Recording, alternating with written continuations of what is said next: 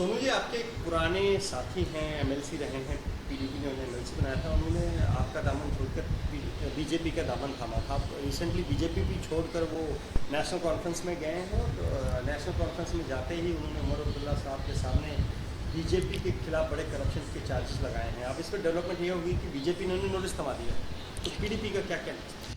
देखिए, ऐसे है कि वैसे तो ये एक लीगल कार्रवाई अगर उन्होंने नोटिस दिया है, लेकिन एक बात तो है कि सुरेंद्र चौधरी साहब एक रिस्पॉन्सिबल नेता हैं। वो बीजेपी में रहे हैं साल डेढ़ साल। अब उन्होंने उसमें क्या देखा है, क्या ऑब्ज़र्व किया है, क्योंकि मैं तो बीजेपी में रहा नहीं, ना मैं गया हूँ। अब वो दफ्तर में रहे हैं, अब उनके पास कुछ है क्या नहीं, उसका जवाब वही दे सकते हैं। तो अब ये बात तो रैना साहब और उसके बीच में है, सोशल मीडिया पर मैंने पढ़ा है, नोटिस है।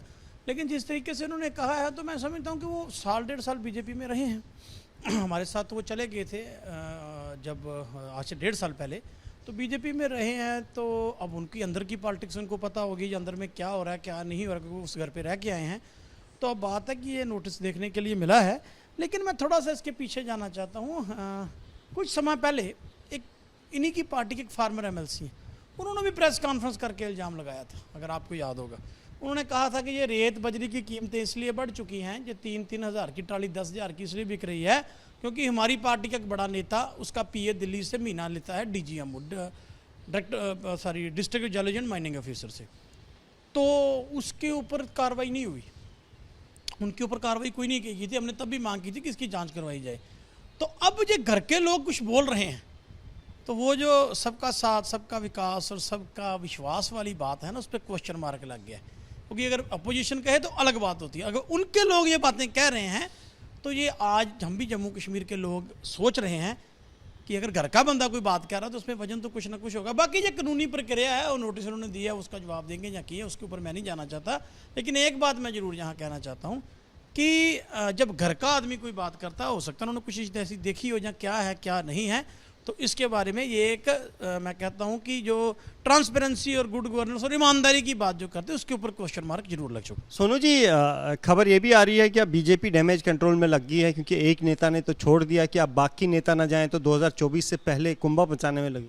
देखिए, ऐसे है कि बीजेपी तो कहती है कि जम्मू कश्मीर के लोग हमें चाहते हैं, इनके अपने नेता इनको छोड़कर जा रहे हैं। और दूसरी बात मैं बड़ी क्लियर बता दूँ, अब ये मर्जी कर लो, जो आपने जम्मू के लोगों के साथ बेइंसाफ़ी की है, चाहे प्रॉपर्टी टैक्स है, स्मार्ट मीटर हैं, जम्मू की अनदेखी है, यहाँ चुनाव नहीं है, आम आदमी की सुनवाई नहीं है, ब्यूरोक्रेसी का राज है। आप क्या समझते हैं कि जम्मू के लोग ये सब कुछ भूल चुके हैं? अब बीजेपी अब जो मर्जी कर ले, अब इसकी बात बनने वाली नहीं है। अब कोई नया शगुफा लाएँ, कोई नहीं, जो मर्जी ये कर लें, अब डैमेज तो कंट्रोल नहीं होगा। लेकिन एक बात है कि डैमेज दिनों दिन बढ़ता जा रहा है, और इस तरह का जो स्टेटमेंट उनका आया है और हमने देखा है जिस तरह से ये सब कुछ हो रहा है, तो अब ये डैमेज कंट्रोल नहीं होगा। लोग इनकी बातों को समझ चुके हैं। बाकी मैं दोबारा कहता हूँ, कानूनी प्रक्रिया है, उसके ऊपर तो मैं कोई कटाक्ष नहीं करता, जहाँ उसके ऊपर कोई टिप्पणी नहीं है। लेकिन जो उन्होंने कहा है, मैं कहता हूँ जो घर का आदमी ये बात कह रहा है तो उसमें कुछ ना कुछ तो जरूर होगा। पत्रकारिता कोई इमोशन नहीं है, ना अपना कोई ज्ञान देना है और ना कोई विचार थोपना है। पत्रकारिता क्या है? पत्रकारिता का मतलब है सही जानकारी इकट्ठा करना और तथ्य बताना। पत्रकारिता आज जितने महत्वपूर्ण दौर में है, शायद पहले नहीं थी। इस दौर से निकलने के लिए सिर्फ सच दिखाने की जरूरत है, वो सच जो आपके हित को आगे रखे। इसलिए अब रात 9 बजे प्राइम टाइम नहीं होगा, ये आपका टाइम है। जगविंदर पटियाल के साथ देखिए पब्लिक इंटरेस्ट 17 जुलाई से सोमवार से शुक्रवार रात 9 बजे सिर्फ एबीपी न्यूज पर।